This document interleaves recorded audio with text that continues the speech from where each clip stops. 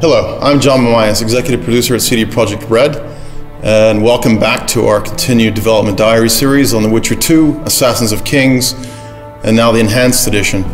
Today we're going to delve into some of the new features we've created for the Enhanced Edition. To allay some of the story complexity, we've created some new cinematic sequences and spread them throughout the game.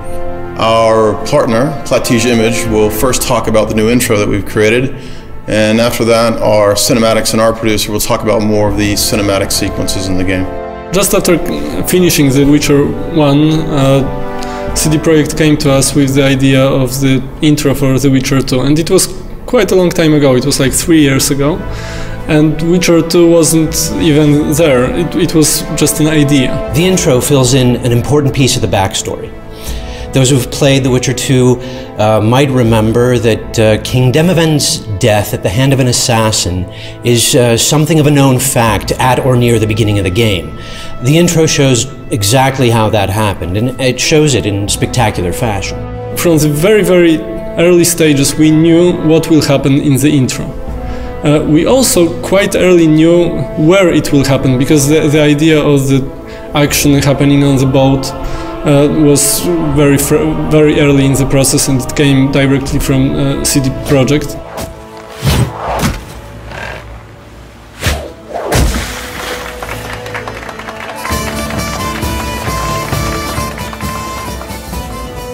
One of the very early ideas was that who is the assassin is using a hornet nest to start a chaos on the boat, and he's using this chaos to kill the king and escape from the boat. But I wasn't sure that it would really work as a cinematic experience, and after some discussions with Adam Badowski and some other people in CD Projekt, we came with the idea of the ice bomb. At the beginning we see the ship, the party, the jesters fooling around, then there's a freezing of the ship and the havoc that the assassin creates among the crew members. We wanted this final moment, crowning the whole action, to be really brutal, raw and ugly.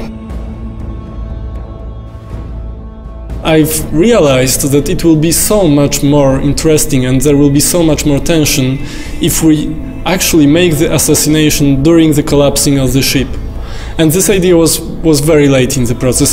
It was after all these stages of acceptation, and it already changed everything, but we loved it so much in Plattige, and the people in CD Projekt also loved the idea, that we decided like a week before the start of the production to change this detail, which actually changed everything.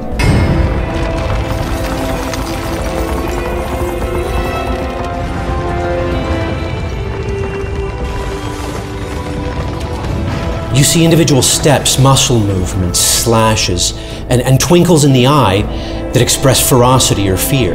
And they're all important. They all bring in a mountain of meaning.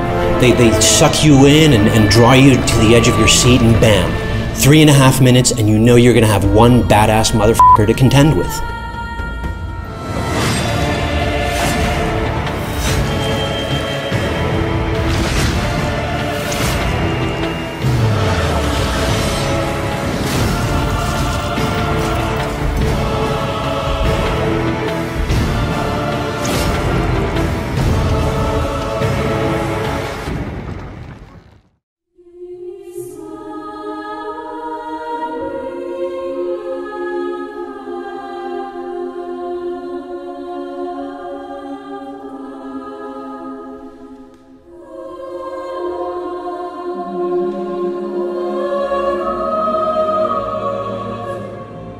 Besides the CG intro, we prepared a lot of new other video sequences. One of them are the loading movies. They were constructed to summarize what happened in the previous act and create a smooth transition to the next one. Grabbing Geralt, I embarked on a voyage upriver, deeper into the Pontar Valley.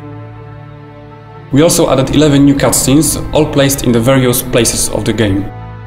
I can tell that 3 of them are showing what's going on in Loch Muin when Geralt is busy with a dragon. And the rest of them are connected with the new content of the game. Another type of video sequences that we prepared for the Enhanced Edition are the final boards. These are the short movies that are combined at the end of the game into one big movie that summarizes what happened in the game. Depending on the player choices, you can end up with 12 versions of those movies.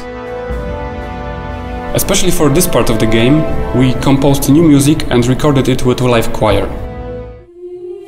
The Witcher had traveled far and wide in search of the Kingslayers. Along the way, he had met both the righteous and scoundrels, Bernard Laredo amongst the latter. Additionally, we've prepared a completely new outro for the game. It was fully rendered on our own technology, Red Engine. And right from the start we decided it was going to take place in a whole new location, so yeah, we created a whole new location for it, which includes like new trees, new bushes, everything, just to have it geologically different. We also wanted to create this perfect view, and I think we achieved it is with this bridge that goes across a river. There's a forest on each side of the river, there's a mountain far off in the distance. It looks absolutely stunning, and I hope you guys will like it. So we've only just scratched the surface of the new content we're adding to Witcher 2 Assassins of Kings Enhanced Edition. Stay tuned for the next Dev Dive, where we talk about the new gameplay mechanics, as well as the new quests and the new characters.